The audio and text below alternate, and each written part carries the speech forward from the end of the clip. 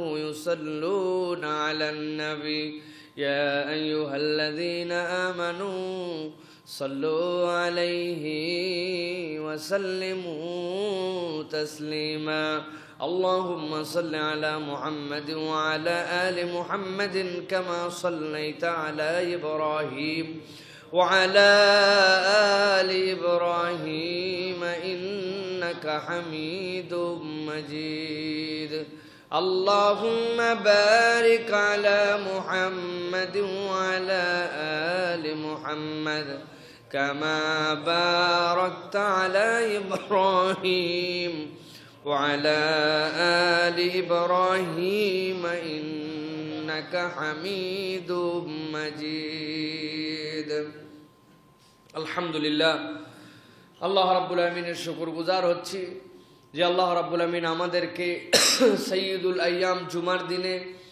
আল্লাহ রাব্বুল আলামিনের ঘরে আল্লাহ রাব্বুল আলামিনের দেওয়া বরকতময় মাসে সিয়াম পালন অবস্থাতে আমাদেরকে আল্লাহ রাব্বুল আলামিনের জিকিরের জন্য আগে ভাগে আসার বসার তৌফিক যোগ্যতা সুস্থতা মন মানসিকতা পরিবেশ পরিস্থিতি দান করেছেন সেই রব্বুল আলামিনের কাছে সর্বাগ্রে কালিমাতুশ শুকর আদায় করি সকলে পড়ছি আল্লাহ রব্বুল আলামিনের শেখানো বাক্যে আলহামদুলিল্লাহ দরুদ এবং সালাম বর্ষিত হোক মানবতার মহান মুক্তির দূত আকায়ে নামদার তাজেদারে মদিনা আপনার আমার প্রিয় রাসূল জনাবে মুহাম্মদুর রাসূলুল্লাহ সাল্লাল্লাহু আলাইহি ওয়াসাল্লামের প্রতি। সম্মানিত হাজিরিন, দেখতে দেখতে আমরা রমাদানের একদম শেষ প্রান্তে চলে এসেছি। রমাদানের মধ্যে আমরা হয়তো বা আর জুমা পাবো না, এরপরে আমাদের জন্য নতুন একটি মাস আসবে, নতুন একটি সময় আসবে। এই রমাদানের মধ্যে যে আমরা সর্বশেষ মুহূর্তে এসে উপনীত হয়েছি, এখন পর্যন্ত আল্লাহ রাব্বুল আমিন আমাদেরকে সুস্থতার জীবন দান করেছেন, এখন পর্যন্ত আল্লাহ রাব্বুল আমিন আমাদেরকে ভালো রেখেছেন, এখন পর্যন্ত আমরা আমাদের সব কাজগুলোই প্রায় বাধাহীনভাবে নিজেদের মতো করে যেতে পারছি। এই অনুগ্রহ আল্লাহ যাদের প্রতি দিয়েছেন তাদের আল্লাহর প্রতি বড়ভাবে কৃতজ্ঞ হওয়া উচিত। কেননা মানুষ যখন আশপাশের পরিবেশ পরিস্থিতি দেখতে পায় তখন নিজেদের সুস্থতা যে আমাদের জন্য কত বড় নিয়ামত এইটা আমরা অনুভব করতে পারছি।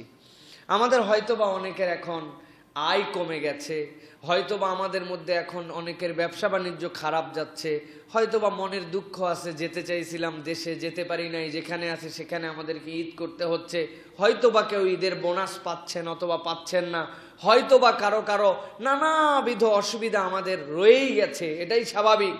কিন্তু সবগুলোকে ছাপিয়ে মনের দিক থেকে একটু চিন্তা করেন যে আল্লাহ, কত মানুষ মরে গেল, কত মানুষ অক্সিজেন পাইল না, কত মানুষ হাসপাতালে সিট পাইল না, কত মানুষের জানাজায় পরিবারের লোক একত্রিত হতে পারল না, কত মানুষ মৃত্যুর সময় তার সন্তানরা তার কাছে যে একটুখানি দেখা করবে পারল না, কত মানুষের কাছে অপর ভাই যে অন্য সময় কালেমার তালকিন দেয় যে পড়েন লা ইলাহা ইল্লাল্লাহ মৃত্যুর সময়, এই সময়টুকু সেই ভাইয়েরা পেল না।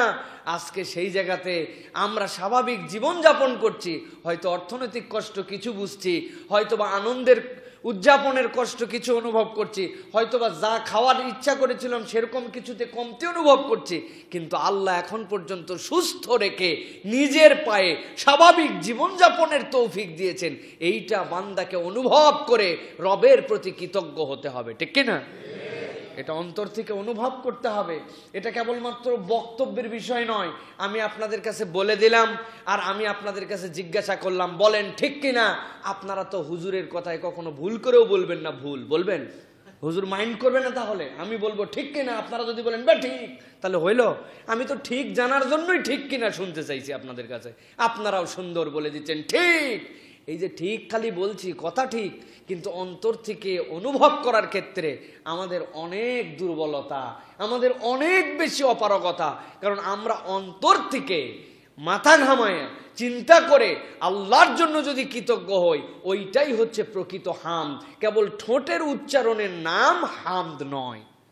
আমরা হামদটাকে ঠোঁটের উচ্চারণ বানাইছি, আলহামদুলিল্লাহ মুখ দিয়ে বের হয়ে যাচ্ছে, কিন্তু এই আলহামদুলিল্লাহর মিনিংটা কি, এই আলহামদুলিল্লাহর ফিলিংসটা কি, এই আলহামদুলিল্লাহর অনুভবটা কি, এই আলহামদুলিল্লাহর ব্যাপকতাটা কি, একটুখানি কল্পনা করলেই আমরা এখন পর্যন্ত, আমি তো বরাবর বলি, রব্বুল আলামিন আপনাকে, আমাকে, আমাদের দেশকে, আমাদের জনপদকে এখন পর্যন্ত যতটুকু ভালো রেখেছেন, এইটা কোনো হিসাব ক্যালকুলেশনে পৃথিবীর কেউ মিলাতে পারবে না। কোনো হিসাব ক্যালকুলেশন আপনি মিলাতে পারবেন না। আপনি শুধু একটুখানি কল্পনা করেন, যাদের সাথে আমাদের জমিনের যোগাযোগ, আমাদের এই বর্ডারের সাথে শুধুমাত্র একটা কাঁটা তার দিয়ে একটা আলাদা করা হয়েছে, একই রকম ভূ কালচার, একই রকম মানুষের কি বলে জেনেটিক্যালি যে আমাদের চারিত্রিক বিশ্লেষণ কাছাকাছি সবগুলো এইগুলো, অথচ আমরা দেখতে পাচ্ছি আশপাশের দেশগুলোর মেসাকার অবস্থা। আর দয়াবান রহমান এখন পর্যন্ত আমাদেরকে হেফাজত করে রেখেছেন। আমরা যদি কৃতজ্ঞ না হই, এখনো যদি আমরা কুফরিতে নিমজ্জিত হই, তাহলে আল্লাহ রাব্বুল আলামিনের ধরা বড় কঠিন। ইন্না বাতশা রাব্বিকা লাশাদীদ, আল্লাহ যদি ধরেন তাইলে আর ছাড়ার কিন্তু কোনো উপায় নেই। এটা অন্তত অনুভব করতে হবে। আমাদের ইমান তো অনেকভাবে চুরি হচ্ছে। এই চুরি ইমানের করোনাকালীন আরেকটা ইমান চুরি হচ্ছে আমাদের। আমরা বুঝাচ্ছি, আমরা উপযুক্ত সময়ে করেছিলাম, উপযুক্ত সময়ে আমরা করোনার টিকা নেওয়ার সিদ্ধান্ত নিয়েছিলাম, অমুক সময়ে আমরা এই প্রণোদনা ঘোষণা করেছিলাম, তুমুক সময়ে আমরা এই স্বাস্থ্যবিধি জারি করছিলাম। এই জন্য আমরা সাফল্যের দিক থেকে আমরা করোনায় প্রতিরোধে প্রতিকারে আমরা এগিয়ে আছি। কতগুলা গর্ধব এই ধরনের কথা বলছে, কতকগুলো এরা কারা? যাদের মধ্যে ন্যূনতম মাথার বোধ নাই, ন্যূনতম চিন্তা করার জায়গার ওয়াইডনেস নাই। ইসলাম আপনাকে সতর্ক হতে বলেছে, ইসলাম আপনাকে স্বাস্থ্যবিধি মানতে বলেছে, সরকারকে এইগুলা কাজের ক্ষেত্রে আল্লাহর পক্ষ থেকে জিম্মাদারি আছে, সে সবই করবে। কিন্তু আপনার বিশ্বাস রাখতে হবে, এইগুলা করেই যদি সব কিছু ঠেকানো যাইতো, তাহলে পৃথিবীর কতকগুলা দেশে এত কঠিন সিদ্ধান্ত নিয়েছিল, তাদের এখানে এরকম কিছু হওয়ারই কথা ছিল না, ঠিক কিনা? সেখানেও হয়েছে না? সেইগুলো দেশ মেসাকার অবস্থা পার করছে না? তো রব্বুল আলামিন আপনার আমার প্রতি অনুগ্রহ করে রেখেছেন। আপনাকে কৃতজ্ঞ হতে হবে যে আল্লাহ তুমি আমাদেরকে ভালো রাখতেছো। তোমার কাছে আমাদের ফরিয়াদ, আমাদেরকে এমন পরীক্ষা নিও না যেই পরীক্ষায় উত্তীর্ণ হওয়ার মতো কোনো যোগ্যতাই আমাদের নাই, কোনো যোগ্যতাই আমাদের নাই। প্রিয় ভাইয়েরা, আল্লাহ রাব্বুল আমিন আমাদেরকে বুঝ দান করেন, আল্লাহর কৃতজ্ঞ বান্দা হওয়ার তৌফিক দান করেন, বলেন আল্লাহুম্মা আমিন।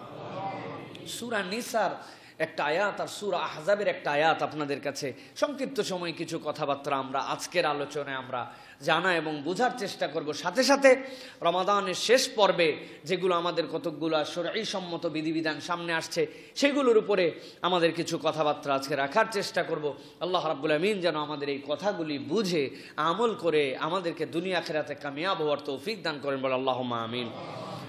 আল্লাহ রাব্বুল আলামিন সূরা নিসার মধ্যে তাবৎ পৃথিবীর মানুষের জন্য আল্লাহ রাব্বুল আমিন একটা ডাক দিয়েছেন। আল্লাহ রাব্বুল আমিন ডাক দিয়ে বলছেন, ও দুনিয়ার মানুষ শোনো, ইয়া আইয়ুহান নাস, দুনিয়ার যত মানুষ আছো, মানুষ নামে যাদেরকে আমি আল্লাহ সৃষ্টি করেছি, আমি আল্লাহ রাব্বুল আমিন তোমাদেরকে বলছি, ইত্তাকু রাব্বাকুমুল্লাযী খলাকাকুম, তোমরা ওই রবকে ভয় করো, ওই রবের প্রতি তোমরা সতর্ক হয়ে চলো, ওই রবের হুকুমগুলা মানো, ওই রব যেগুলো নিষেধ করেছেন সেইগুলা থেকে বেঁচে থাকো। তিনি কোন রব?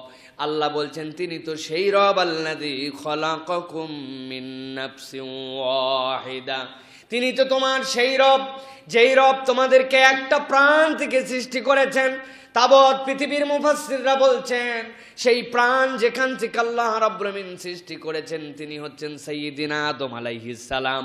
আল্লাহ বলছেন তুমি যেই কালচারের, যেই দেশের, যেই জনপদের যেমনই হও না কেন, তুমি যদি নিজের নাম মানুষ হিসেবে পরিচয় দাও, আমি আল্লাহ বলছি আমি রব্বুল আলামিন তোমার এই প্রাণটা প্রথম পুরুষ আদম আলাইহিস সালাম থেকে সৃষ্টি করেছি।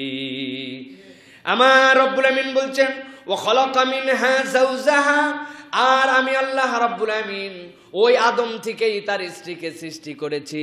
আব্দুল্লাহ ইবনে আব্বাস রাদিয়াল্লাহু তাআলা আনহু, বুখারীর একটা হাদিস যেটা আল্লাহর নবী বলেছেন, এইটা সাপোর্ট করে এই হাদিসের আলোকে আল্লাহর নবী বলছেন পুরুষের পাঁজরের হাড় থেকে আল্লাহ রাব্বুল আলামিন, আদমের হাড় থেকে আল্লাহ রাব্বুল আলামিন হাওয়া আলাইহিস সালামকে সৃষ্টি করেছেন।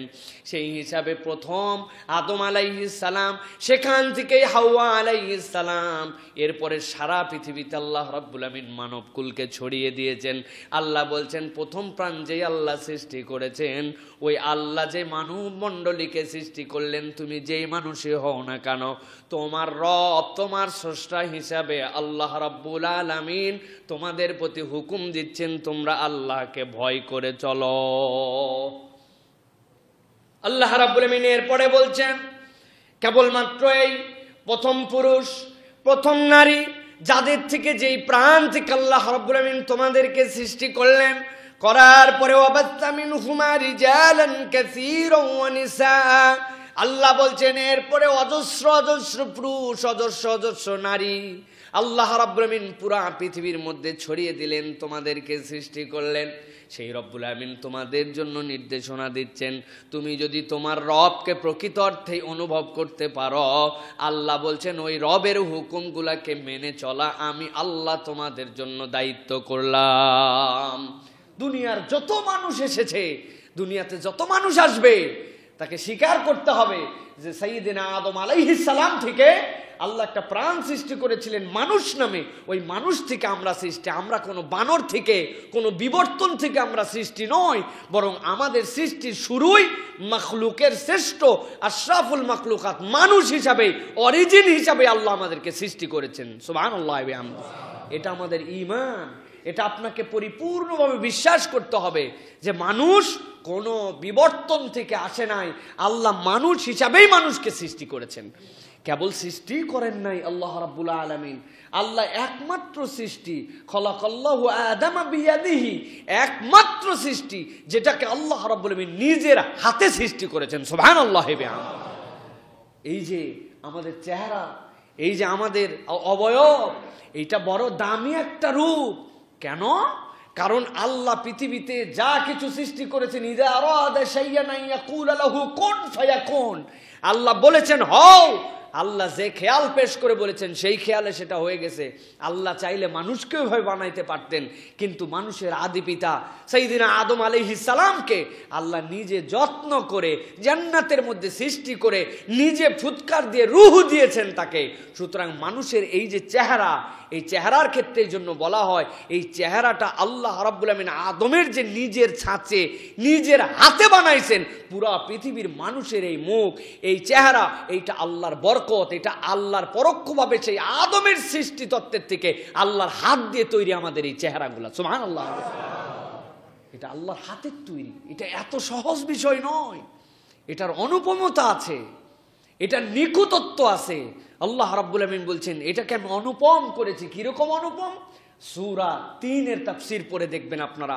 আল্লাহ রাব্বুল আলামিন যেখানে বলেছেন ওয়াত-তিন ওয়াজ-যাইতুন ওয়া তুরি সিনিন ওয়া হাযাল বালাদিল আমিন, আল্লাহ 4টা কসম, কতকগুলা কসম করার পরে আল্লাহ বলছেন তোমরা কি জানো যে এই মানুষকে আমি তাকওয়িম, পরিপূরক, যা লাগবে যেভাবে লাগবে সেই রকম করে মানুষকে আমি সৃষ্টি করেছি। সুবহানাল্লাহ।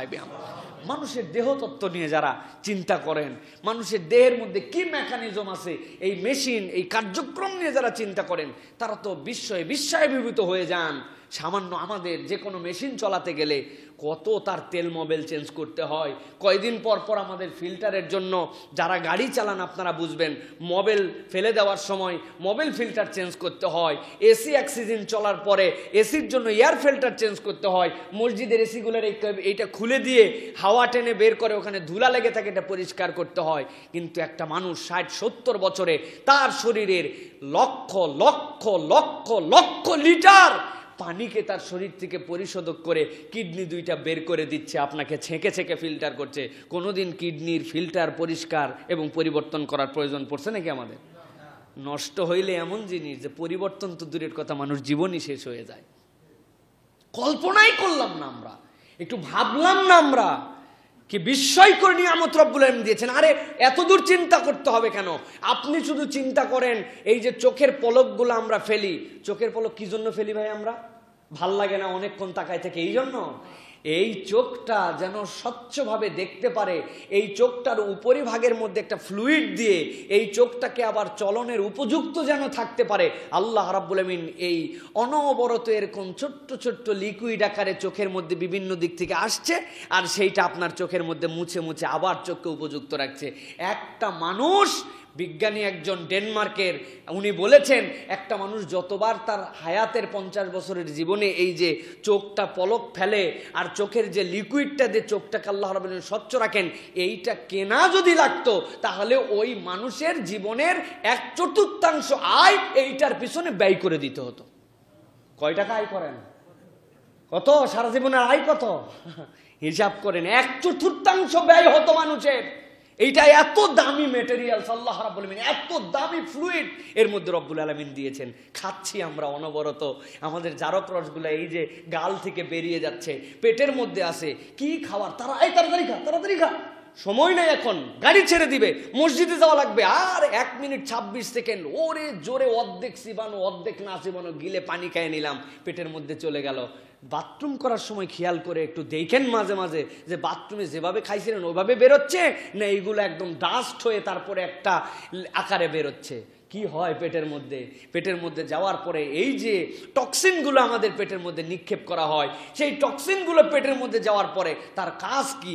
এইটাকে মুন্ডু বানানো, কেবল মুন্ডুই বানানো নয়, এরপর আল্লাহ রাব্বুল আলামিন নির্ধারিত একটা নারীর চ্যানেল রেখেছেন, ওর মধ্যে দিয়ে দিয়ে যখন যায়, আপনি খেয়েছেন রসগোল্লা, স্বাদ ছিল মিষ্টি, আপনি খেয়েছেন কাঁচামরিচ, বোম্বাই মরিচ ঝাল, আপনি খেয়েছেন লবণ, আপনি খেয়েছেন তেঁতুল, আপনি খেয়েছেন করল্লা ভাজি, সবগুলো পেটের মধ্যে যাওয়ার পরে আল্লাহ রাব্বুল আলামিন অদ্ভুত কতকগুলা মেকানিজম দিয়ে ওইটার থেকে যখন বের হয়ে এক ভাণ্ডতে যে সব রস জড়ো হয়েছে, কতকগুলা টক্সিনের মধ্যে নিক্ষেপ করার পরে সবগুলোকে আল্লাহ সুগারে রূপান্তর করে দিয়েছেন।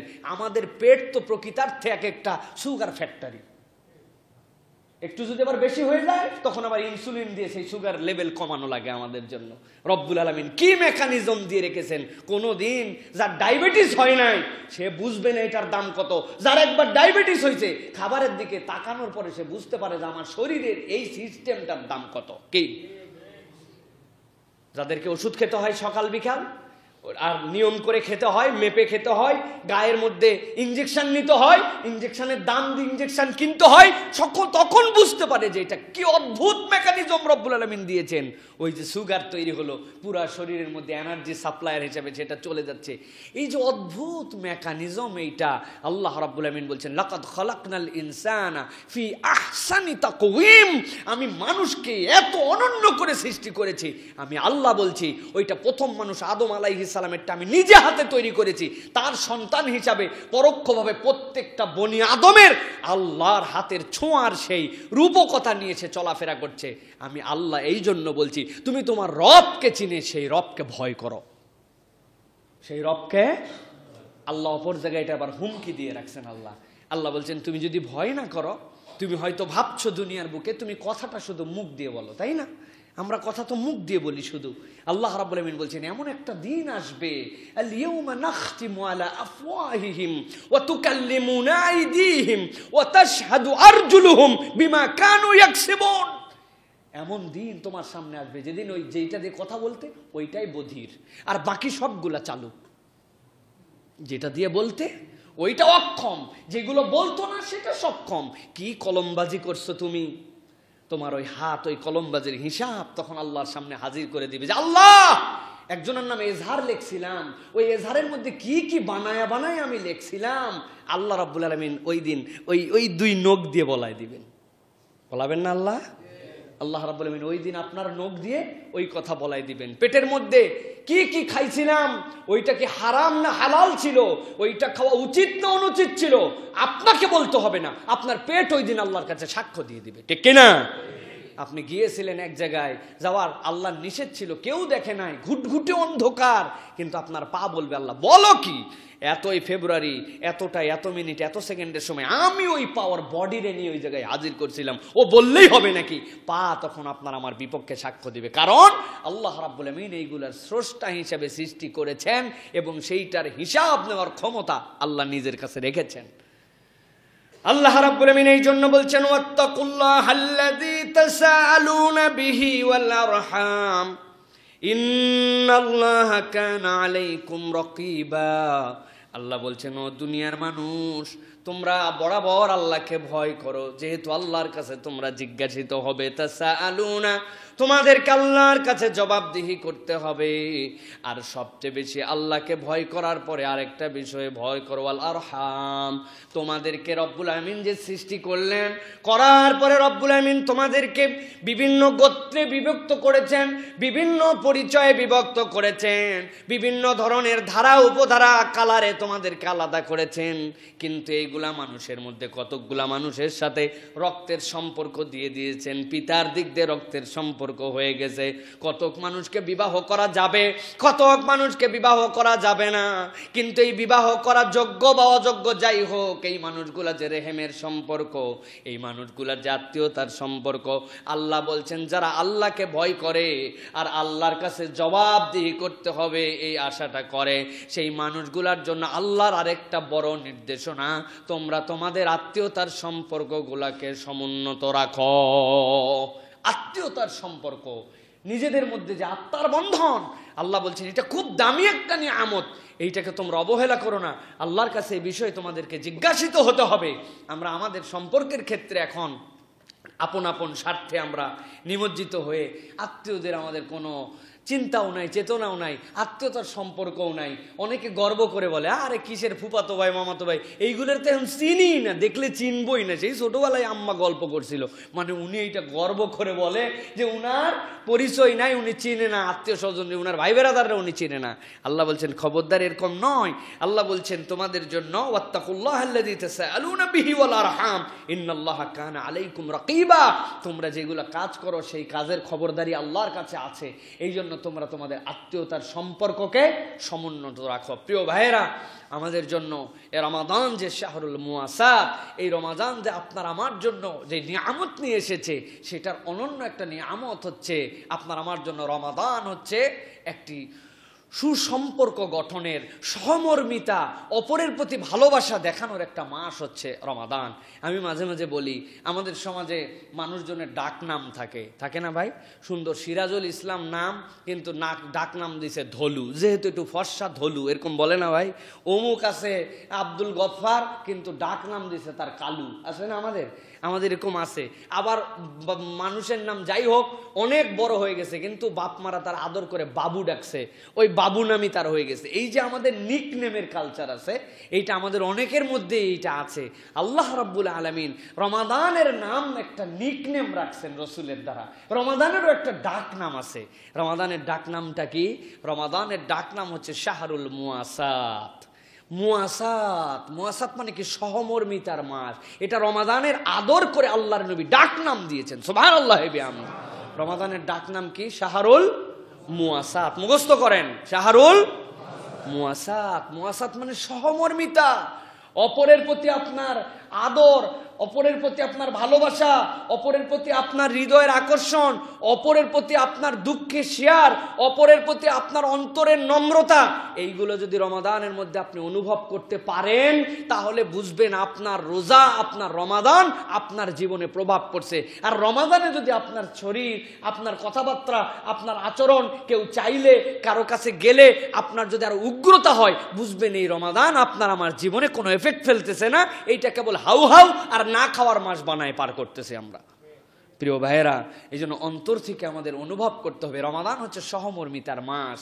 আমরা তো আমাদের রমাদানকে সহমর্মিতায় রূপান্তর করতে পারছি কিনা, এটা আমাদেরকে মূল্যায়ন করতে হবে। তার অন্যতম একটা দিক আপনার আমার জন্য আত্মীয়তার সম্পর্ককে ঠিক রাখা। প্রিয় ভাইয়েরা, আল্লাহ রাব্বুল আমিন এরপরে অন্য আয়াতে কারিমা, যেটা সূরা আহজাবের ৭০ নম্বর আয়াত, এই আয়াতে কারিমার মধ্যে রব্বুল আলামিন আরো একটা নির্দেশনা দিচ্ছেন, এটা সম্পূরক। আল্লাহ বলছেন, ইয়া আইয়ুহাল্লাযীনা আমানুত্তাকুল্লাহ ওয়া কুলু কওলান সাদীদা। খুব গুরুত্বপূর্ণ আয়াত এটা আমাদের জন্য। আল্লাহ বলছেন, হে ঈমানদারেরা, যারা ঈমান এনেছো। আগেরটা ছিল ইয়া আইয়ুহান নাস, এটা হচ্ছে ইয়া আইয়ুহাল্লাযীনা আমানু। আল্লাহ এবার একটু আলাদা করে ফেলেছেন, আলাদা করে বলছেন যে হে ঈমানদারেরা, তোমাদের জন্য আমি আল্লাহ রাব্বুল আলামিন কতগুলো ডিউটি দিচ্ছি। কি? ইত্তাকুল্লাহ, ১ নম্বর আল্লাহকে ভয় করো, ২ নম্বর ওয়াকুলু কওলান সাদীদা, তোমরা সোজা কথা বলো, সরল কথা বলো, বক্র কথা, মিথ্যা কথা তোমরা বলো না। তাহলে ঈমানদারদের জন্য আল্লাহ কয়টা দায়িত্ব দিয়েছেন এখানে? দুটো। এক নম্বর হচ্ছে আল্লাহকে ভয় করো, আর দুই নম্বর আল্লাহ রাব্বুল আলামিনের ওই ভয়ের আলোকে তোমরা সত্য কথা বলো, সরল কথা বলো, বক্র কথা বলো না। সাদীদের ব্যাখ্যা করেছেন মুফাসসিররা, তীরের সাথে, তীর যেরকম ধনুকের মধ্যে যখন নেওয়া হয়, ওই তীর যদি সোজা না হয় সে যেরকম সোজা যেতে পারবে না, ওই রকম আল্লাহ রসুল সাল্লাল্লাহু আলাইহি সাল্লাম হাদিসের দ্বারা, সাহাবায়ে কেরামের কওলের দ্বারা প্রমাণ যে ইমানদারের কথা হবে একদম সোজা। ইমানদার এমন কোনো কথা বলবে না যেই কথার মধ্যে বক্রতা থাকবে, যেই কথার মধ্যে মিথ্যা থাকবে, যেই কথার মধ্যে কোনো রকম অন্যরকম কথার আশ্রয় থাকবে, এরকম নয়। বরং আল্লাহ এবং তার রসুলের পক্ষে সে সবসময় সত্য এবং সহজ সরল কথা বলে দিবে। ইমানদারদেরকে আল্লাহ রাব্বুল আমিন এই দুটো দায়িত্ব দিলেন। আল্লাহ বলছেন এই দুইটা কাজ যদি তুমি করো তোমার কি ফায়দা হবে? আল্লাহ বলছেন ইউসলিহ লাকুম আমালাকুম। এক নম্বরে এই দুই কাজের প্র্যাকটিস যারা করবে আল্লাহ তাদের বাকি সবগুলো কাজকে সুন্দর করে দিবেন। আল্লাহকে ভয় করছে আর সত্য কথা বলে, সরল কথা বলে, মানুষের সাথে সদাচরণ করে কথা বলে, আল্লাহ বলছেন এই দুই কাজ করলে ইউসলিহ লাকুম আমালাকুম, তোমার বাকি বিষয়গুলো কেমনে ঠিক করতে হয় এটা আমি আল্লাহ জানি। সুবহানাল্লাহি বিহামদিহি। এটা কম অফার না, সাংঘাতিক অফার। ইত্তাকুল্লাহ, আল্লাহ যা যা নিষেধ করেছেন, যেগুলো আল্লাহ আপনাকে মানতে বাধ্য করেছেন, সেইগুলো আপনি কোনো কথা নাই, ডান দেখার সময় নাই, বাম দেখার সময় নাই, আমার আল্লাহ এটা মানা করছে, আমি এটা করি না, এর নাম তাকওয়া। আর আমি সরল সহজ কথা বলি, বক্র কথা বলি না। আল্লাহ বলছেন ইউসলিহ লাকুম আমালাকুম, আল্লাহ তোমাদের সব কাজগুলাকে সুন্দর করে দিবেন। আর কি করবেন? ওয়াগফির লাকুম যুনুবাকুম, আর এর আগ পর্যন্ত যে তোমার ভুল ছিল ওইগুলার কি হবে? ওইগুলা যদি আমল নামায় থেকে যায় তাহলে তো বান্দার বিপদ। আল্লাহ বলছেন ওই অতীতের ভুলগুলাও আল্লাহ মাফ করে দিবেন।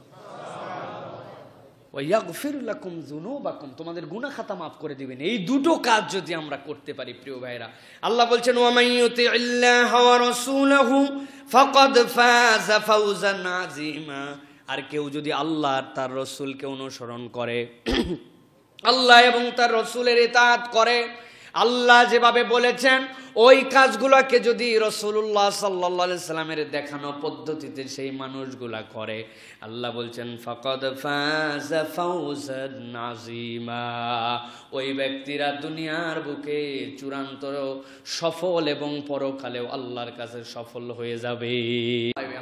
ফাকাদ ফাযা ফাওজান আযীমা। অল্প একটু ব্যাখ্যা করে রাখি তাহলে বোঝা সহজ হবে।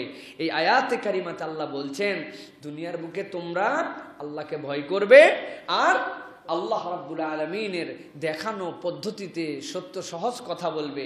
আল্লাহ রাব্বুল আলামিন তোমাদের বাকি কাজগুলোকে আল্লাহ রাব্বুল আলামিন শুধরিয়ে দিবেন। এই যে সত্য কথা বলা, আল্লাহকে ভয় করা, এটা দুনিয়ার কারো মানদণ্ডে নয়, বরং আল্লাহ শেষ আয়াতে কারিমার দ্বারা বুঝাচ্ছেন ওয়ামাইয়ুতিল্লাহা ওয়া রাসূলাহু, আল্লাহ এবং রাসূলের ইতাআত অনুযায়ী এটা হতে হবে। যদি এটা হয় তাহলে আল্লাহ বলছেন দুনিয়া আখিরাতে ওই ব্যক্তিরা সফল হয়ে যাবে। সুবহানাল্লাহি ওয়া বিহামদিহি। তাহলে ইবাদত বন্দেগী আল্লাহর, কিন্তু পথ পদ্ধতি দেখানো কার? রাসূলুল্লাহর। ইবাদত বন্দেগী আল্লাহর, পথ পদ্ধতি কার? রাসূলুল্লাহর। আপনার সামনে যত চমকপ্রদ পথ থাক, যত আপনার সামনে ঝকঝকা মনে হচ্ছে ওরে বাবারে বাবা আকর্ষণ, এত লোক এই দিকে ছুটে চলতেছে, মন চাচ্ছে চলে যায়, আরে একটু করি না, করলে কি হবে? আপনি বলবেন এইগুলো একটাও গ্রহণযোগ্য হবে না। কেন হবে না? কারণ ওইটা যদি আল্লাহ এবং তার রাসূলের দেখানো পথ না হয়, আপনাকে কখনো ওই পথ মুক্তির বার্তা এবং কল্যাণ আপনাকে এনে দিতে পারবে না। ইসলাম যে এই যে 1400 বছর যাওয়ার পরেও এখন পর্যন্ত অবিকৃতভাবে টিকে আছে, এর কারণ কি জানেন? এর কারণ একটা, ভালো করে মনে রাখবেন। ইসলাম অবিকৃতভাবে যে টিকে আছে আপনার আমার কাছে এখনো, এটা সঠিক রূপটা কিয়ামত পর্যন্ত থাকবে, এর কারণ মাত্র একটা। সেই একটা কারণ হচ্ছে ইসলামে বিদআতকে প্রশ্রয় দেওয়া হয় নাই। বিদআতের কোনো প্রশ্রয় নাই। যত সুন্দর হোক, যত চাকচিক্যময় হোক, যত ভালো লাগুক, আল্লাহ রসুল সাল্লাল্লাহু আলাইহি সাল্লাম বলছেন কুল্লু বিদআতিন দালালাহ ওয়া কুল্লু দালালাতিন ফিন্নার। পৃথিবীতে যত বিদআত এগুলো সব ভ্রষ্টতা, যত ভ্রষ্টতা সব জাহান্নামী। এত কঠিন কঠিন কথা আল্লাহ রসুল বলেছেন। কেন বলেছেন? বলার একমাত্র কারণ ইসলামের স্বকীয়তা এবং বিশুদ্ধতাকে টিকিয়ে রাখা। এই জন্য প্রিয় ভাইয়েরা, মন যা চাইলো আবেগ দিলাম, বানানো যুক্তি দিলাম, আমার মনে হচ্ছে করলে একটু কি সমস্যা? না ভাই, এখান থেকে বেঁচে থাকাই হচ্ছে আপনার আমার জন্য দায়িত্ব। এটাই হচ্ছে আল্লাহ রসুল সাল্লাল্লাহু আলাইহি ওয়াসাল্লাম আল্লাহর ভাষায় ফাকাদ ফাজা ফাউজান আজিমা। আপনি আমল যদি কমও করতে পারেন, কিন্তু আপনি যদি বিদআতে নিমজ্জিত না হন, আল্লাহ ওই অল্প আমলে আপনার জীবনকে সুন্দর বানাই দিবে। কিন্তু বিদআত করা যাবে না। সবাই যে করে, অমুকেরা যা করছে, আমার বাবারা কি কিছু বোঝে নাই নাকি? দাদারা কিছু বুঝতো না? অমুক বড় হুজুরের কি কোনো জ্ঞান ছিল না নাকি? আপনার এখন কোথার থেকে এত হুজুর আসছেন? আপনি বলবেন এত কিছু আমার বোঝার দরকার নাই ভাইজান। আমার আল্লাহ আমার রসুল সাল্লাল্লাহু আলাইহি সাল্লামকে করতে বলেছেন কিনা? রসুল সাল্লাল্লাহু আলাইহি সাল্লামের দেখে দেখে সাহাবীরা, তাবেঈরা, যেই যুগে আল্লাহ রসুল সার্টিফিকেট দিয়ে গেছেন, ওই যুগের মানুষরা এগুলা করেছেন কিনা? না। আমার ভাই সময় নাই আমার করার। কে কি করছে সে তার হিসাব আল্লাহর কাছে দিবে, আমার হিসাব আমারে দেওয়া লাগবে। ঠিক কিনা? আপনার আমার হিসাব অন্য কেউ দিবে? ইয়াউমা ইয়াফিরুল মারউ মিন আখিহি ওয়া উম্মিহি ওয়া আবি। আরে দেওয়া তো দূরের কথা, মা বলবে সর সর, পেটে ধরছিলাম তাই কি, এখন সময় নাই, এখন আল্লাহর কাছে আমি আগে হিসাব দিয়ে নেই। আপনার কাছে একটা চুল পরিমাণ ওই দিন কেউ কারো হেল্প করবেন। আর আপনি কোথায় পড়ে আছেন, অমুক বাবা তুমুক বাবা আপনারা তরায় নেবে, এই সকল কোনো আপনার এই সকল কথা বলার কোনো অস্তিত্ব আছে? আপনার কোনো অস্তিত্ব নেই এগুলার। এই জন্য আমাদের জন্য দায়িত্ব হচ্ছে সরল সঠিক কথা বলা, আল্লাহ এবং তার রাসূলের দেখানো পথ অনুযায়ী আল্লাহকে ভয় করা। আল্লাহ বাকি জীবনটা আমাদের অটোমেটিক সুন্দর করে দিবেন। আল্লাহ কবুল করুক, আল্লাহুম্মা আমিন।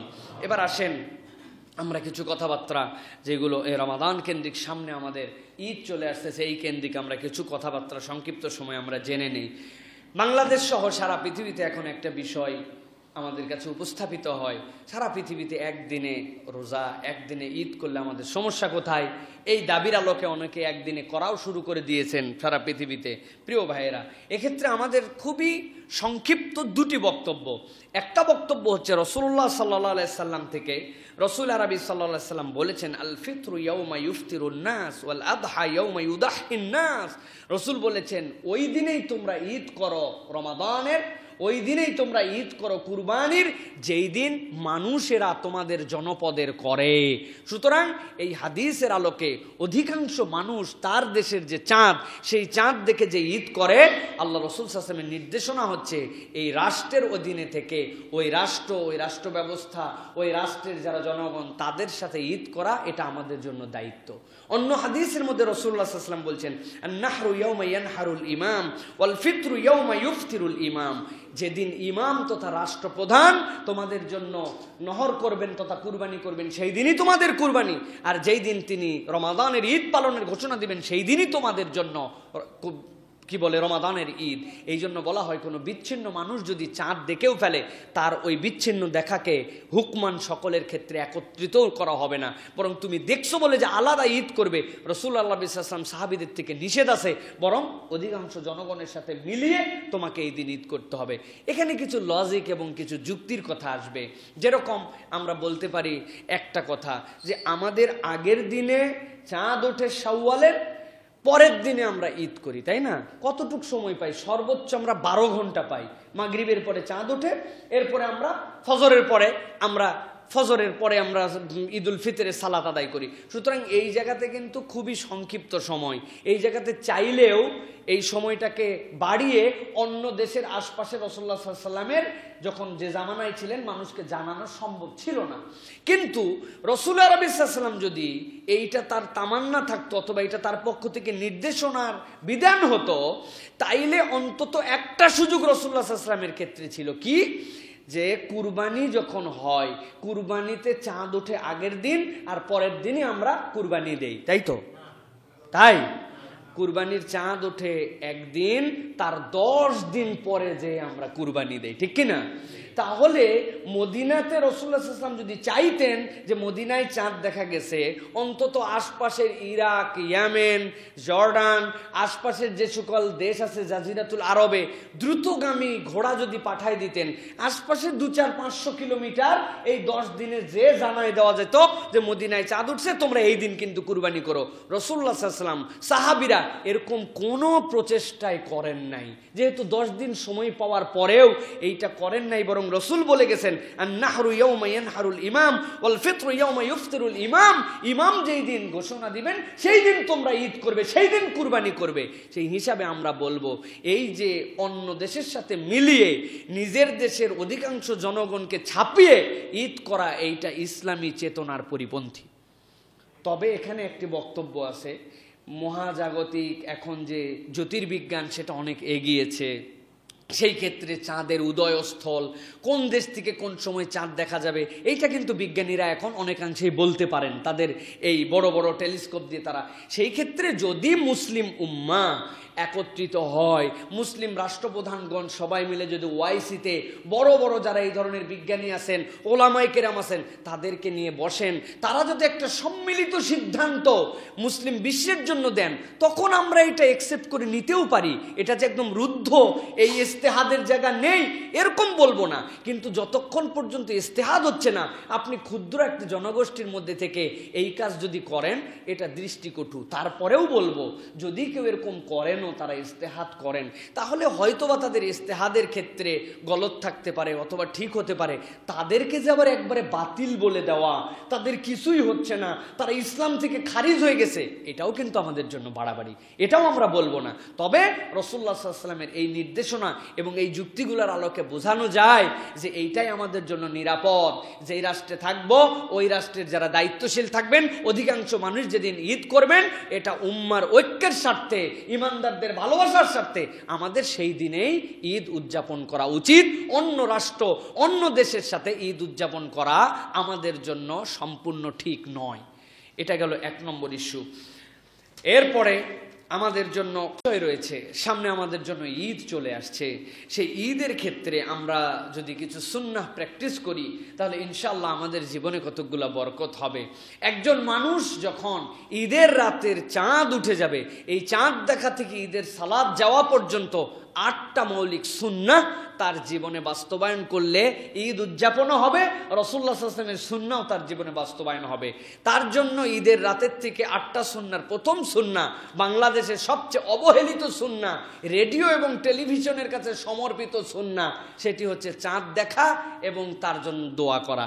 আমরা রেডিওতে কি বললো, টিভিতে খবর নিয়ে তো চাঁদ দেখা গেছে কিনা, আমরা নিজেরা চাঁদ দেখার আগ্রহ নাই, চাঁদ দেখতে যাই না, অথবা মানসিকভাবে এটা আমরা হারিয়ে ফেলছি। এটা আমাদের জন্য উচিত নয়। বরং রাসূলুল্লাহ সাল্লাল্লাহু আলাইহি ওয়াসাল্লাম সাহাবীদেরকে নিয়ে চাঁদ দেখতে যাইতেন। কেউ যদি নিয়ত করে যে আমার নবী চাঁদ দেখতে গিয়েছেন, আরে ইসলামিক ফাউন্ডেশনের চাঁদ দেখা কমিটি তো দেখবেই, টিভিতে তো আমরা জানতেই পারবো রিপোর্টে, কিন্তু আমিও একটু চাঁদ দেখার নিয়তে বেরোলাম, তাহলে রাসূল সাল্লাল্লাহু আলাইহি ওয়াসাল্লামের একটা সুন্নাত পুনরুজ্জীবিত করার সওয়াব ওই ব্যক্তির আমলনামায় যুক্ত হবে। চাঁদ দেখার পরে কি বলতে হবে? একটা দোয়া আছে, আল্লাহ রাসূল সাল্লাল্লাহু আলাইহি ওয়াসাল্লাম শিখিয়েছেন, আল্লাহু আকবার, আল্লাহুম্মা হিল্লাহু আলাইনা বিল আমনি ওয়াল ঈমান ওয়াস সালামাতি ওয়াল ইসলাম ওয়াত তাওফীক লিমা ইউহিব্বু রাব্বুনা ওয়া রাব্বুকাল্লাহ। আল্লাহর কাছে আপনি বলবেন আল্লাহু আকবার চাঁদ দেখার পরে, আল্লাহ মহান, আল্লাহুম্মা আহিল্লাহু আলাইনা বিল আমনি ওয়াল ঈমান ওয়াস সালামাতি ওয়াল ইসলাম। হে আল্লাহ, এই যে চাঁদটা উদিত হলো, এই চাঁদের মধ্যে তুমি আমাদেরকে নিরাপত্তা দাও, এই চাঁদের মধ্যে তুমি আমাদেরকে বরকত দাও, ঈমানে বরকত দাও, আমানে বরকত দাও। এরপরে কি বলছেন? ওয়াত তাওফীকু লিমা ইউহিব্বু রাব্বুনা ওয়া রাব্বুকাল্লাহ। আর আল্লাহর তৌফিক ছাড়া তো কিছুই হয় না, নিশ্চয় ওই চাঁদের রব আল্লাহ, আমার রব আল্লাহ। আল্লাহ তোমার সন্তুষ্টি আমরা চাই। যদি আপনি এই পুরাপুরি দোয়াটা নাও পারেন, ভাবধারায় যদি আল্লাহর কাছে বলেন আল্লাহু আকবার, আল্লাহ তুমি আমাকে এই চাঁদের মধ্যে নিরাপত্তা দাও, ঈমানে নিরাপত্তা দাও, শারীরিক নিরাপত্তা দাও, এই চাঁদের মধ্যে আমার আমলে বরকত দান করো। হে চাঁদ, তোর রব আল্লাহ, আমার রব আল্লাহ, আল্লাহ তুমি আমাদের প্রতি সন্তুষ্ট হও। এইটুকু বলতে পারবো না ভাবার্থ? আর এই দোয়াটা শেখাও খুব কঠিন না, এটা 1 নম্বর আমল। এইটা যদি আমরা করি, একটা সুন্নত পুনরুজ্জীবিত করা, এবং ওই চাঁদ দেখা না পারলেও গেছি আমরা চাঁদ দেখতে, একটা সোয়াব আপনার আমার আমল নামায় হবে। সুবহানাল্লাহ। তাহলে এটা 1 নম্বর। 2 নম্বরে ঈদের চাঁদ দেখার পরে তাকবীর বলা।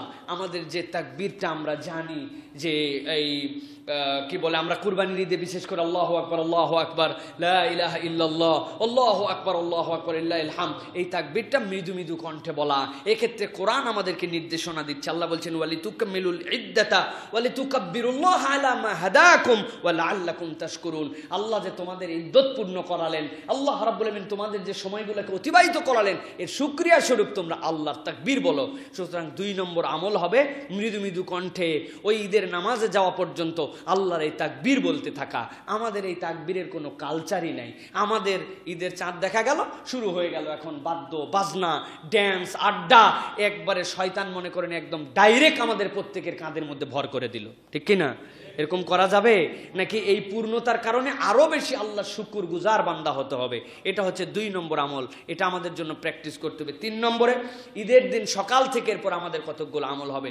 ঈদের দিন সকালবেলা গোসল করা, গোসল করে ঈদগাহে যাওয়া, এটা একটা সুন্নাহ। এরপরে নতুন বা সুন্দর পোশাক পরা। আপনার সাধ্যের মধ্যে সবচেয়ে সুন্দর পোশাকটা পরে যাচ্ছেন, এখানে কোনো তাকওয়া দেখানোর জায়গা নাই না আমি ছেঁড়া কাপড় পরে আমি ঈদগাহে চলে যাচ্ছি, এটা মনে হয় আমার তাকওয়া না। রাসূলুল্লাহ সাল্লাল্লাহু আলাইহি ওয়াসাল্লাম আপনার যেই কাপড়টা সবচেয়ে সুন্দর, সবচেয়ে পরিষ্কার, নতুন হলেও ভালো, না হলেও হতে পারে, কিন্তু সুন্দর পোশাক পরে আপনার ঈদগাহে যাওয়া। এরপরে সুগন্ধি ব্যবহার করা, আতর লাগানো, সুগন্ধি লাগানো, এটা আপনার আমার জন্য একটা সুন্নাহ। এরপরে রাসূলুল্লাহ সাল্লাল্লাহু আলাইহি ওয়াসাল্লাম রমাদানের ঈদে যখন যাইতেন তখন সকালবেলা মুখ মিষ্টান্ন করে যাইতেন। আপনি 2 কি 3টে খেজুর, 1টা খেজুর অথবা কিছু সেমাই, ফিন্নি যেটা আমাদের বাড়িতে থাকে, এইটা খেয়ে ঈদগাহে যাওয়া, না খেয়ে নয়। রোজার ঈদে খেয়ে আপনার জন্য যাওয়া। এরপরে রাসূলুল্লাহ সাল্লাল্লাহু আলাইহি ওয়াসাল্লাম বলেছেন ফিতরা আদায় করে যাওয়া। নতুন কিছু টাকা পয়সা পকেটের মধ্যে আপনি নিয়েছেন, কেন? ঈদের নামাজের পরে অনেক মিসকিনরা আমাদের কাছে হাত পাতবে, ফিতরার টাকা 50 করে সুন্দর করে দিলেন। প্রিয় ভাইয়েরা, এইটা যদি করেন এটা একটা সাধারণ দান হবে, আপনার ফিতরা আদায় হবে না। আপনাকে ঈদের মাঠে যাওয়ার আগে ফিতরা আদায় করে দিতে হবে, এটা একটা সুন্নাহ। এরপরে একটা সুন্নাহ হচ্ছে এক রাস্তা দিয়ে যাওয়া, অপর রাস্তা দিয়ে আসা। এটা মূলত এইটা বোঝানোর জন্য ইসলামে শুভেচ্ছা বিনিময়, ঈদের দিনে খোঁজ খবর নেওয়া, এই অর্থে এটার রূপক অর্থে বলা হয়। শুভেচ্ছা বিনিময় করাও ঈদের দিনে একটা সুন্নাহ। সেই হিসাবে আপনি এমন একটা পথ দিয়ে গেছেন যেই পথে যাওয়ার কারণে এক শ্রেণীর মানুষের সাথে দেখা হয়েছে, এসেছেন আবার এমন দিক দিয়ে নতুন নতুন মানুষের সাথে আপনার দেখা হয়েছে, এটা একটা সুন্নাহ। সর্বশেষ প্রশস্ত মাঠে ঈদের সালাত আদায় করা সুন্নাহ। জামে মসজিদ হলেও আপনার ঈদের নামাজ আদায় করা সুন্নাহ নয়। আমি অনেক সময় বলে থাকি, কষ্ট লাগে আপনাদের শুনলে, রাসূলুল্লাহ সাল্লাল্লাহু আলাইহি ওয়াসাল্লামের মসজিদে কেউ যদি সালাত আদায় করে তাহলে 1 ওয়াক্ত, একটা হাদিসে আসছে 1000 ওয়াক্তের সমান সওয়াব। সুবহানাল্লাহ। মসজিদে নববীতে 1 সিজদা 1000 সিজদার সওয়াব। একবার সুবহানাল্লাহ 1000 সুবহানাল্লাহ সমান সওয়াব। রাসূলুল্লাহ সাল্লাল্লাহু আলাইহি ওয়াসাল্লাম তো এই ফজিলত জানতেন না, জানতেন? যদি নবীজি জানতেনই তাহলে ঈদের নামাজটা কি জন্য মসজিদে নববীতে না পড়ে বাহিরে গেলেন? একটা ঈদ পড়লে 1000 ঈদের সওয়াব। নবীজি জানতেন না? না, নবীজি জানতেন। সেই নবী করিম সাল্লাল্লাহু আলাইহি ওয়াসাল্লাম বেরিয়ে যে দূরে সালাত আদায় করেছেন, জনগণ যেন সবাই একত্রিত হয়ে সালাত আদায় করতে পারে। আমাদের দুর্ভাগ্য, আমরা আমাদের সমাজকে এমনভাবে বিল্ড আপ করেছি, না আছে এই কমিউনিটির জন্য কোনো মাঠ, না আছে এই কমিউনিটির জন্য কোনো ঈদগাহ, কিচ্ছু নাই আমাদের জন্য। আমরা সব জায়গায় ঘর বাড়ি বানায়া যেমনি ইচ্ছা তেমনি ডেভেলপ করে ফেলছি। এই জন্য প্রশস্ত মাঠে ঈদের সালাত আদায় করাও সুন্নাহ। সাধ্যের মধ্যে থাকলে মসজিদে নয়, আপনি যাবেন মাঠে, যে সালাত আদায় করবেন একটা সুন্নাহ আদায় হবে। তবে আবার ফতুয়া বাইর করে ফেলেন না কেউ, মসজিদে নামাজ আদায় করা ঈদের নাজায়েজ। এটা বলছি আমি, নাজায়েজ নয়, বরং সুন্নাহ হচ্ছে মাঠে সালাত আদায় করা। তাহলে মনে থাকবে ইনশাআল্লাহ, চাঁদ দেখা 1 নম্বর, দোয়া করা 2 নম্বরে, এরপরে ঈদের আগের রাত্রের থেকে ঈদগাহ যাওয়া পর্যন্ত তাকবীর বলা, গোসল করে যাওয়া, এরপরে ঈদের দিনে সুন্দর পোশাক পরা, সুগন্ধি লাগানো, কিছু খেয়ে যাওয়া, ফিতরা আগেই আদায় করা, সাধ্যের মধ্যে থাকলে এক রাস্তা দিয়ে যাওয়া, আরেক রাস্তায় আসা, ঈদগাহে যে ঈদের সালাত আদায় করা। এই সুন্নাতগুলো যদি আমরা সুন্নত পালনের নিয়তে, আমার নবী করেছেন অথবা আমি করছি, আল্লাহ রাব্বুল আলামিন ইনশাআল্লাহ আপনার আমার জীবনে একটা বরকত দান করবেন, বলেন আল্লাহুম্মা আমিন। এরপরের ইস্যু হচ্ছে ঈদের পরবর্তীতে আপনার আমার জন্য রাসূলুল্লাহ সাল্লাল্লাহু আলাইহি ওয়াসাল্লাম থেকে একটা দামি সুন্নাতের কথা বলা আছে। রাসূল বলছেন, মান সামা রমাদানান সুম্মা আতবাআহু সিত্তাম মিন শাওয়ালিন কানা কাসিয়ামিদ দাহর। সহিহ মুসলিমের হাদিস। আল্লাহ নবী বলছেন, কেউ যদি রমাদানের সিয়াম পালন করে, এরপরে যদি 6টা রোজা শাওয়ালের মধ্যে পালন করে, সে যেন পুরো বছরের সিয়াম পালন করল। সুবহানাল্লাহ বিহামদিহি। এত দামি নিয়ামত এইটা। দেখেন আল্লাহ রাসূল সাল্লাল্লাহু আলাইহি ওয়াসাল্লাম আপনার আমার জন্য অনেকগুলা কারণে এইগুলা নিয়ামতের কথা বলে গিয়েছেন। আমাদের সমাজে অনেক ব্যাখ্যা আমরা দাঁড় করাই, কিন্তু আমার কাছে মনে হয় সবচেয়ে বড় বিষয়, আমরা যে রজব এবং শাবানের মধ্যে রোজার প্র্যাকটিস শুরু করলাম, রাসূলুল্লাহ সাল্লাল্লাহু আলাইহি ওয়াসাল্লাম শাবানের প্রথম থেকে 15 পর্যন্ত প্রায় টানা সিয়াম পালন করতেন। এরপরে রমাদানের সিয়াম পালন করলাম, করার পরে একবারে অভ্যাসটা ছেড়ে দিলাম না। আল্লাহ রাসূল সাল্লাল্লাহু আলাইহি ওয়াসাল্লাম শাওয়ালের মধ্যেও বান্দা যে রমাদানের এই নিয়ামত পেয়ে খুশি, এইটা যদি কেউ আদায় করে এই শুকরিয়া, শাওয়ালে সে পুরো বছরের সোয়াব পেতে থাকবে। অনেকে তো ক্যালকুলেশনে মিলায় 30 রোজায় 10 দিয়ে গুণ দিলে 300, আর 6টারে 60 দিলে 360, এই পুরা বছর মিলাই ফেলি। আমরা জানি না এরকমভাবে ক্যালকুলেশন করা আমাদের উচিত কিনা। তবে আল্লাহ রাসূল সাল্লাল্লাহু আলাইহি ওয়াসাল্লাম বলছেন, রমাদানের রোজা তো রমাদানই, এই রমাদানের রোজার সাথে তো বছরের কোনো হিসাব নাই। বরং কেউ যদি রমাদানের রোজা পালন করে, রমাদান তার হয়ে গেল। আর যদি শাওয়ালের 6টা পালন করে, তাহলে অতিরিক্ত আরো 12 মাসের সিয়াম পালন হলো। সুবহানাল্লাহ বিহামদিহি। রমাদানের সিয়ামের কোনো তুলনা নাই, এইটার কোনো হিসাব কারোর সাথে মিলবে না। সুতরাং আমরা অনুরোধ করব, আমরা যেন শাওয়ালের এই সিয়ামটা পালন করি। এখানে একটি প্রশ্ন আছে, সেই প্রশ্নটা হচ্ছে মা বোনদের জিজ্ঞাসা, যে হুজুর, আমাদের তো রোজার কিছু ক্ষতি হয় রমাদান মাসে আমাদের শারীরিক কারণে, আমরা কি শাওয়ালের রোজা আগে রাখবো নাকি আমরা রমাদানের কাজা আদায় করব?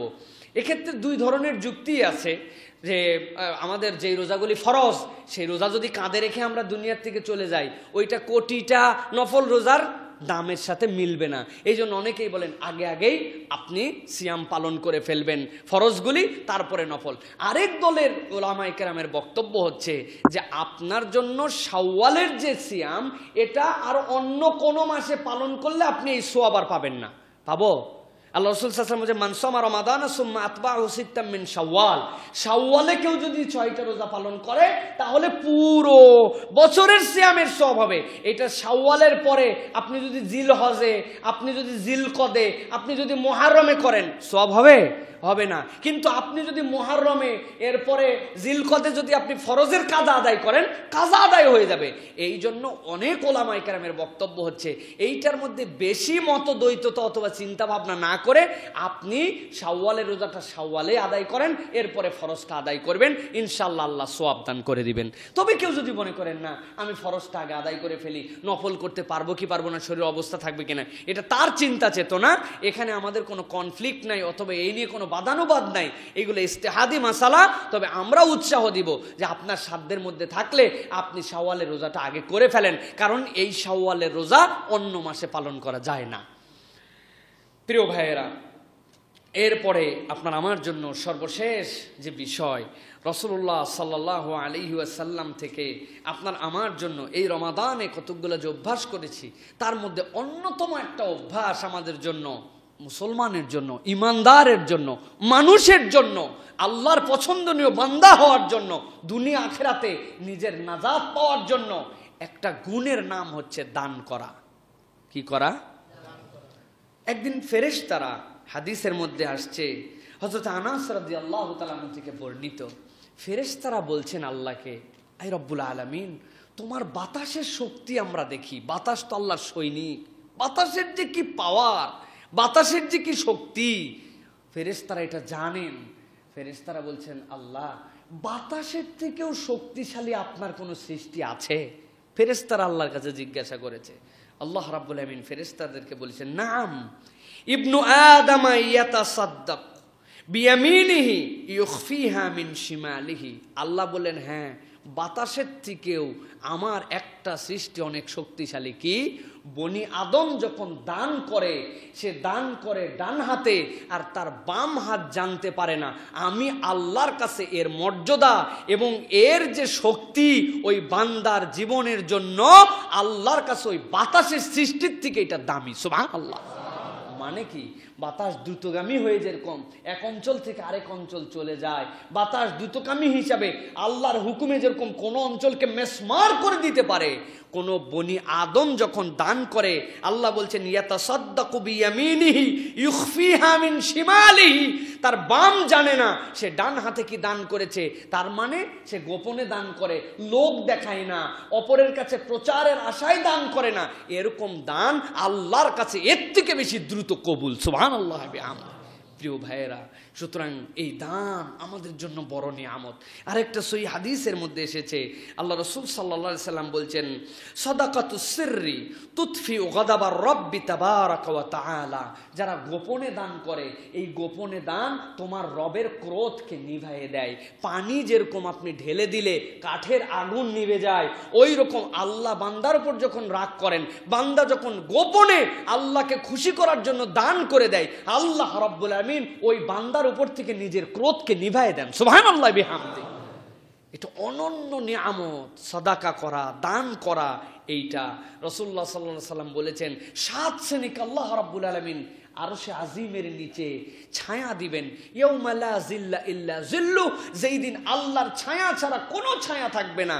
তার মধ্যে একটা কারা, ওয়া রাজুলুন তাসাদ্দাকা বিসাদাকাতিন, আর ওই ব্যক্তি যে তো আল্লাহর সন্তুষ্টির জন্য, আল্লাহকে খুশি করার জন্য, তার অপরকে লোক দেখানোর জন্য নয়, তার বাম হাতটা পর্যন্ত জানতে পারে না, সে দান করে। এরকম দানবীরকে আল্লাহ তার আরশে আজিমের নিচে ছায়া দিবেন। প্রিয় ভাইয়েরা, এই জন্য আমরা অনুরোধ করব, আসুন আমরা দান করার চেষ্টা করি। অনেকেই দানের কথা শুনলেই মাথার মধ্যে একটা আইডিয়া ঢুকায় ফেলে, দান কে করবে? বড় লোক। দান করবে কে? বড় লোক, তাই না? রাসূলুল্লাহ সাল্লাল্লাহু আলাইহি ওয়াসাল্লামের কাছে জিজ্ঞাসা করা হয়েছে, হে রাসূল, সর্বোত্তম দানবীর কে? রাসূলুল্লাহ সাল্লাল্লাহু আলাইহি ওয়াসাল্লাম বলেছেন, শোনো, সর্বোত্তম দানবীর যে গরিব তারপরেও দান করে, আর সে তার দানটা তার পরিবার থেকে শুরু করে। সুবহানাল্লাহ বলেন। গরিব দানবীর হচ্ছে মূল দানবীর, তার দেওয়ার সামর্থ্য কম, তারপরেও সে আল্লাহর জন্য দেয়। যার লক্ষ লক্ষ টাকা তাকে তো আল্লাহ তৌফিক দিয়েছেন, আর ওই বেটার 100 টাকা, ওখান থেকে 10 টাকা 20 টাকা 30 টাকা দান করে, ও হচ্ছে মূল দানবীর। রাসূল বলছেন সে সর্বোত্তম দানবীর। সুবহানাল্লাহ বিহামদিহি। সুতরাং আমরা নিজেরা ক্লাসিফাইড করে ফেলেছি, বড়লোক দান করবে, আমার কোনো দান নাই, আমি গরিব মানুষ। আপনি গরিব হলেও আপনার দানের লেভেল আছে। আল্লাহ রাসূল বলেছেন আপনার দান করা আপনার এত উচিত, আপনি যদি দান করার জন্য কিছু না দিতে পারেন, আল্লাহ রাসূল বলছেন তুমি শরীর দিয়ে পরিশ্রম করো, তুমি কায়িক শ্রম দিয়ে কামাই করে ওইটা দান করো। সুবহানাল্লাহ বিহামদিহি। বাদ যাওয়ার কোনো সুযোগ নাই। সুতরাং রবের ক্রোধ যদি নিভাই ফেলতে চায়, আরশে আজিমের ছায়া যদি পেয়ে যেতে চায়, আল্লাহ রাব্বুল আমিনের কাছে বাতাসের থেকে দ্রুত আমার দোয়াকে যদি কবুল করাতে চায়, দান করার কোনো বিকল্প। আজকে পুরো মানবতা কি কঠিন অবস্থা পার করছে, আপনি একটু হিসাব করেন, করে করে আপনি একটু খোঁজ খবর নিয়ে নিয়ে আপনি একটু দান করেন। রব কিন্তু কিয়ামতের দিনে জিজ্ঞাসা করবেন, ভিখারি গিয়েছিল তবদারে, তুমি কি তাকে খাওয়াইছিলে? সে বলবে, আল্লাহ তুমি রহমান, তুমি দয়াবান, তুমি আমার দরবারে আমার ঘরে আসছো, আমি তোমারে কেমনে আমি খাওয়াবো? বলে তোমার দরবারে যে ওই যে ভিখারিটা গিয়েছিল, অভাবী লোকটা গিয়েছিল, ওরে খাওয়াইলেই আল্লাহরে খাওয়ানো হইতো। প্রিয় ভাইয়েরা, আপনি খোঁজ খবর নেন, আমরা একটু খোঁজ খবর নেই, আমরা একটু মানবিক মানুষ হওয়ার চেষ্টা করি।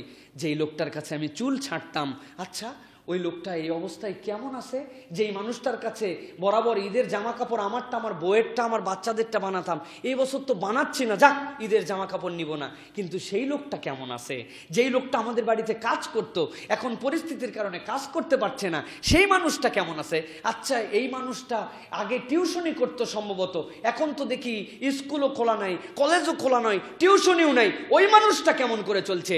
এই লোকটার এই দোকান, এই গার্মেন্টসে, এই প্রতিষ্ঠানে চাকরি করতো, এখন তো তার চাকরি নাই, লকডাউন মকডাউন অমুক তমুকে তার বন্ধ আছে, বলেও না আমার কাছে।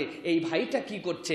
আপনি যদি মানবিক মানুষ হন, এরকম করে দুয়ারে দুয়ারে, নিজে ফোনে ফোনে, কাছে যেয়ে ব্যক্তিগত যোগাযোগে একটা মানুষের মুখে যদি আপনার দান দিয়ে হাসি ফোটাতে পারেন, আপনি নিশ্চিত থাকতে পারেন আরশে আজিমের মালিক ওই দিন আপনার জন্য তার আরশের নিচে একটু ছায়ার ব্যবস্থা করে রেখে দিবেন।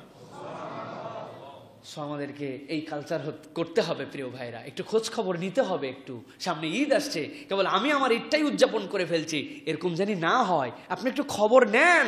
রিক্সাওয়ালা ভাই আগে তো যে ভাড়া পাইতো 700, 800, 1000 টাকা ভাড়া পাইতো, এখন 300-400 টাকার জমা দেওয়ার পরে, গ্যারেজ ভাড়া দেওয়ার পরে ওর অবস্থাটা কি একটু আদর করে যে জিজ্ঞাসা করেন, কি খবর ভাই, ভালো আছেন, কেমন চলছে?